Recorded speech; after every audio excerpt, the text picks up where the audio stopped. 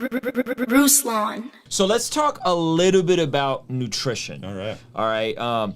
There's a quote that we hear from folks in the financial world, which is, you can't out-earn poor spending. Yeah. You can't out-earn poor spending. No matter how much money you earn, you can't out-earn poor spending, poor habits, poor financial decisions, right? You just can't. Yep. And fitness is the same. Yeah. You can't outlive terrible eating habits. Well, the fitness expression on that one is abs are made in the kitchen. Mm-hmm. And even before that, they're made at the grocery store as you bring food home. Yes. And so I dare you to go into a gym and point out the machine that's going to give you the six-pack. It ain't in there, right? And so nutrition is the #1 thing for transformation, without a doubt. Yes. And so for me, nutrition came in the form of educating myself on the types of food I should be eating, the types of foods I should be avoiding. And so I want to throw out some things, and I want you to chime in, just your thoughts on these, and you can correct me, you can disagree if you need to. One of the general rules, again, general broad strokes rules for people if you're trying to lose weight and get shredded, okay? Yeah. If you're already shredded and say you're 15, 16, you're cut, you got abs, and you want to put on weight, some of this will be inverted for them, right? For Levi, a lot of this is inverted for Levi, right? He's already pretty lean. We're trying to put some size on him. I know he's 6, and you guys, Ruslan, you're a freak. We're trying to put some size on Levi, so some of this is inverted. But by and large, for someone that's watching this, they're like me. I'm trying to lose 20 pounds. My goal is I want to see if I can weigh the same as my wife because she's pregnant. So I think that would be hilarious. But so I'm trying to lose weight. So let's talk about some general rules. I think the biggest rule is don't drink your calories. That's one of the ones that was hard for me initially because if you're drinking sodas, if you're drinking juices. So right now we just took a break and I got these little Waterloos. And these are carbonated. People always think I drink soda. I don't drink soda, but this has 0 calories. It's carbonated, and it like fills me up, right? So not drinking calories with the caveat that I have protein shakes. I have pre-made protein shakes usually everywhere, and that's more of an efficient standpoint. How do you feel about that as a rule? That's good. I actually even think we need to take one step back and understanding food as a tool as well.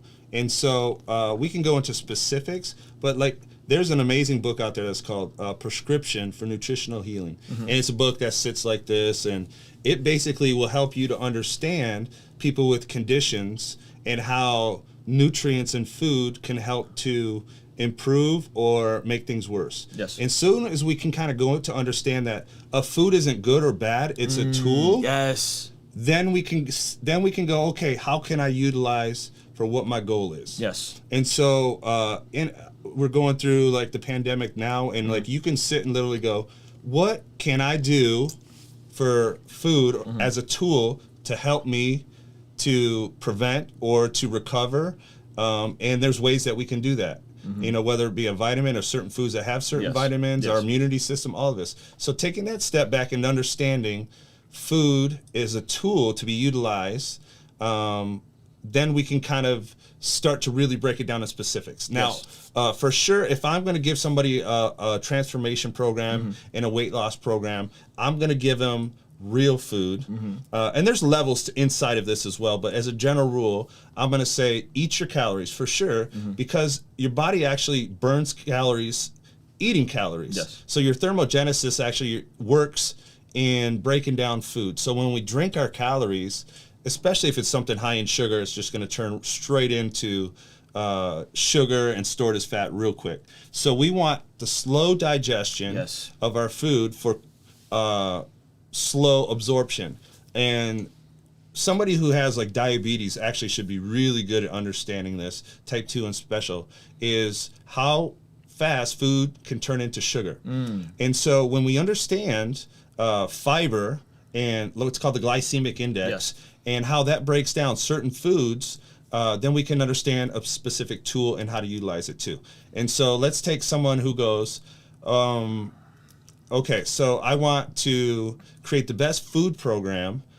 So you got good, better, and best, right? And so depends where you are in your journey and what you're willing to sacrifice of what that level is going to look like, right? So someone who goes, okay, I'm going to have I don't have time in the morning. I just got to go. I wake up and I go straight to work, and I don't have time to cook food or prepare food, whatever the excuse may be. And it could be a valid excuse. And they go, I'm just going to grab and make a protein shake real quick. Okay, we'll sit that at good. There was a better and there was a best. Yeah, so that's good. A shake is not, drinking your food is not the best, typically. Now, we can manipulate that later for different goals. But straight up weight loss, a shake is not the best because it doesn't have all the values that a food may have. And so, especially how it absorbs in the body, there's a lot of thought process of, is the body actually utilizing it? Is it passing through the system too fast? If you had a protein shake, is your body absorbing all that protein, or is it going straight through? And so does it have fiber in it, and all of these things? So having a well-balanced shake or a drink is not optimal. It could be a good, but I don't call it best. That's good. Thank you for sharing that. So good, better, best. So another idea for me, which this idea of macronutrients. One of the most intimidating, confusing things ever, right? And finally, I got an app. I think I use the Lose It app. Some people use MyFitnessPal. I got a scale. I weigh all my food in grams. I got a video about this, by the way. All my food is weighed in grams, and then it's converted to my goal of I want to hit my ideal body weight in grams of protein, right? So it's not literal grams, meaning that I'm not eating 180 grams of chicken a day. No, it's more like 5, 7, I don't even know what the math is, but it's a gang of chicken, right? Chicken, fish, right? Protein. Once I got my protein right, which is what you really stressed to me, bro, you're not eating as much protein as you think you're eating. You're sitting here saying this, and you just walked me through, what do you eat every day, right? And I said, I have 3 eggs in the morning, and then I have like some chicken for lunch, and then maybe a piece of chicken. He's like, you're not eating enough. And so the wildest thing for me was once I started eating my ideal body weight in grams of protein, which is a freakish amount of food. An egg has about 8 grams of protein. A piece of chicken, a big piece of chicken, about 30 to 40 grams of protein. Big piece of steak, 30 to 40 grams of protein. Just do the math on that. I want to be 180 pounds. For me to get to 180 grams of protein, that is a lot of protein.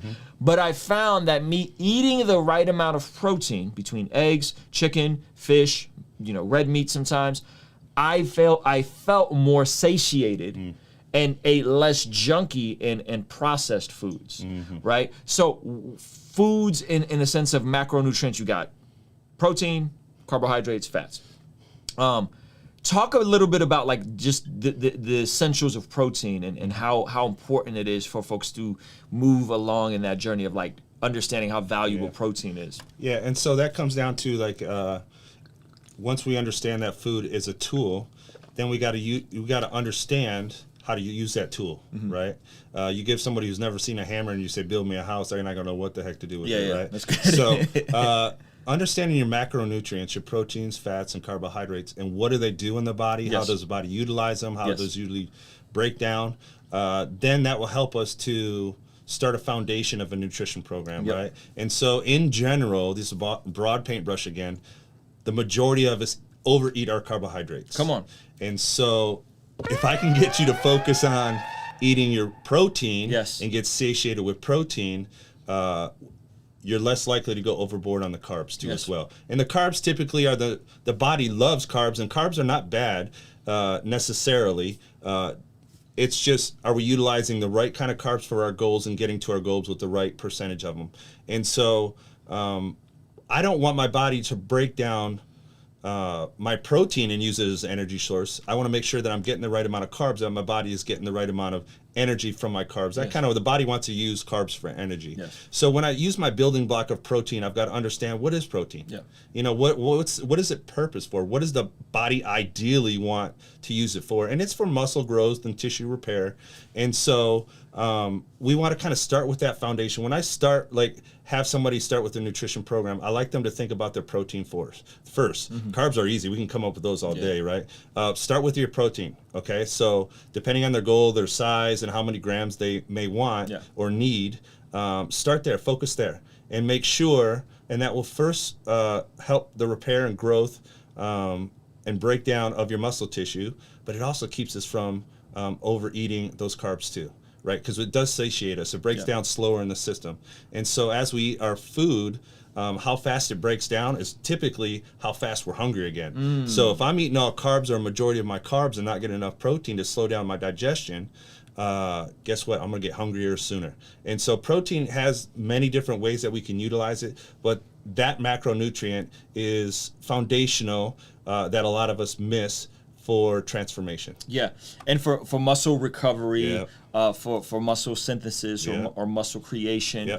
Protein, protein to me was the number one thing. I had been kind of training for a while, going to the gym, lifting, but once I got my macronutrients in check, within a month, the body changed, right? Like fairly quickly for me. And I did have some muscle underneath the fat, but it was a pretty rapid move for me. It was like, okay, this is what it feels like. So we're talking about protein, another rule of thumb, and ideally from food, not just drinks, right? Another rule of thumb for me is high nutrient dense foods that tend to fill me up. And they also tend to be low in calories. So like a 200 grams of shrimp, which is a ton of shrimp, and it converts to about, I think, 40 grams of protein. It tends to fill me up. It's a big volume food, and it's high in nutrients, right? Same thing with broccoli, spinach, right? And so what I found is that if I'm eating less processed foods, more natural foods, I found myself eating way more volumes of foods because I stopped eating low how do you say, like compressed foods, right? Like bread, peanut butter. Those are not bad foods, but they're high caloric foods, low volume foods, right? So I said, you know what? Let me eat high volume foods that are more nutrient dense, right? Spinach, broccoli, strawberries, avocados, those things.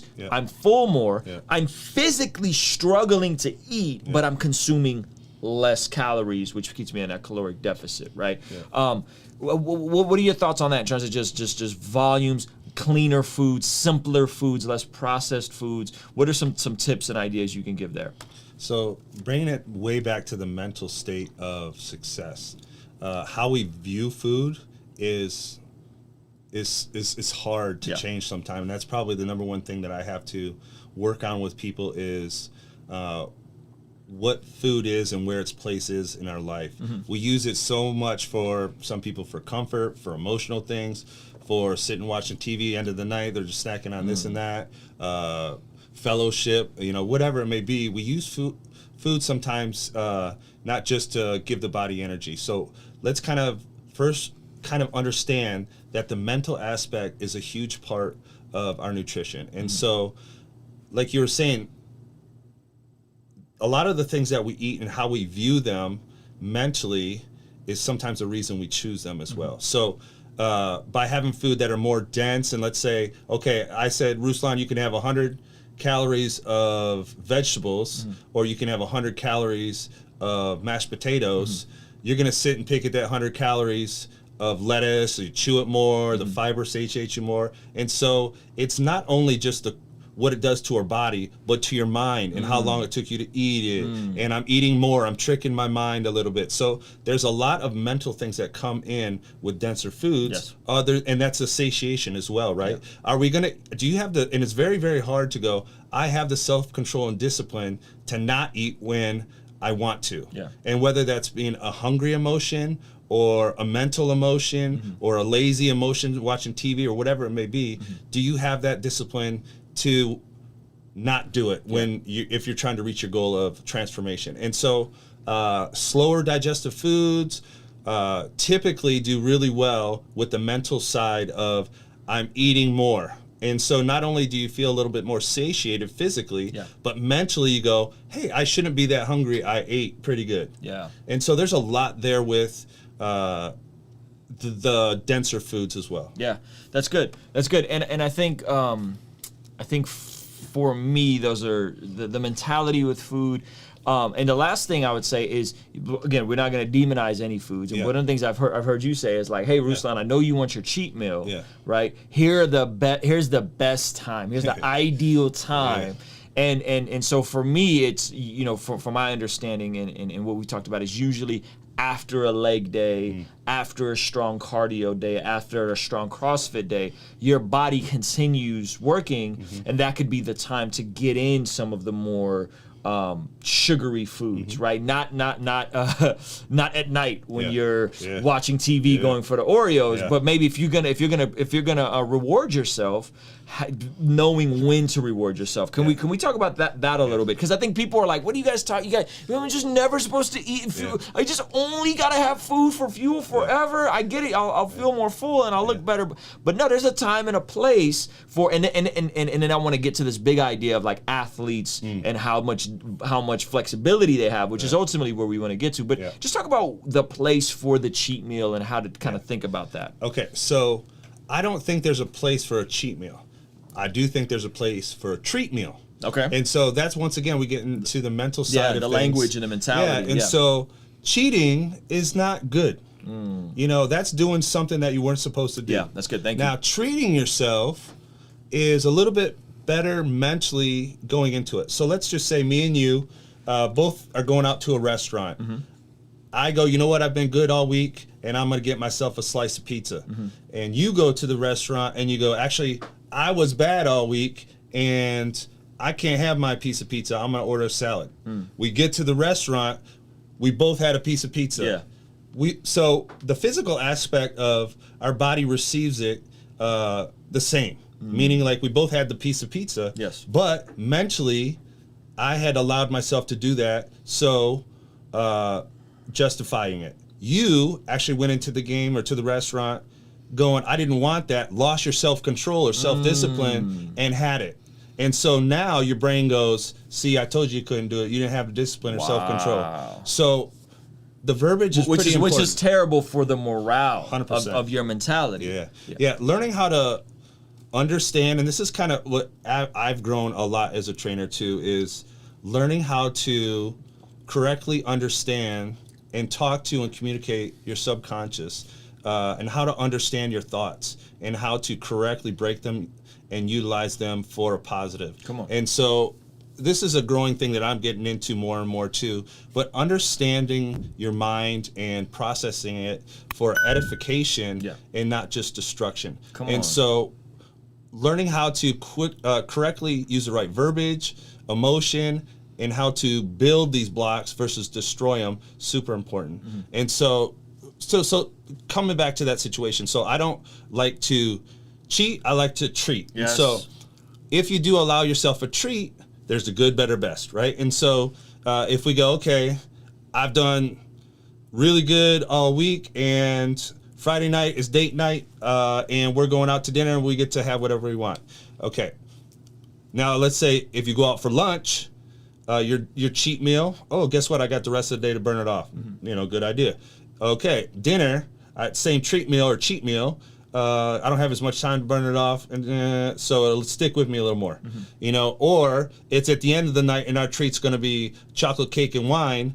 Probably not the best, right? And so definitely that comes into play about how you're going to utilize it. I wouldn't want somebody to obsess over that, especially when it's a treat. I don't want the anxiety or stress to be too high with that. That's good. But it has its place, you know, and I think definitely when we use a treat, if I'm going to utilize it or if I want someone else or a client to potentially use it, I want it to be in a way of controlled. And it's a way of not a reward so much as you go, hey, I've been good, now I can use this treat. Yes. It's more of like, I've shown sacrifice and self-control, and now I'm going to show self-control and sacrifice with a small portion or this and that. And so understanding where a treat falls in is a good part, in that it's not necessarily a bad thing, but who wants to go their whole life without, you know, some kind of treats? Name basis with the worst pain facing moments in isolation. See, I was hoping I would do this to get more family time. A busy mind and worried heart is just not where I reside. I subscribed that all that traveling wasn't doing well for my soul. Glad I never made it when my name went through the rumor mill. I suppose that the Lord knows I'd have failed. Instead, I'm doing well.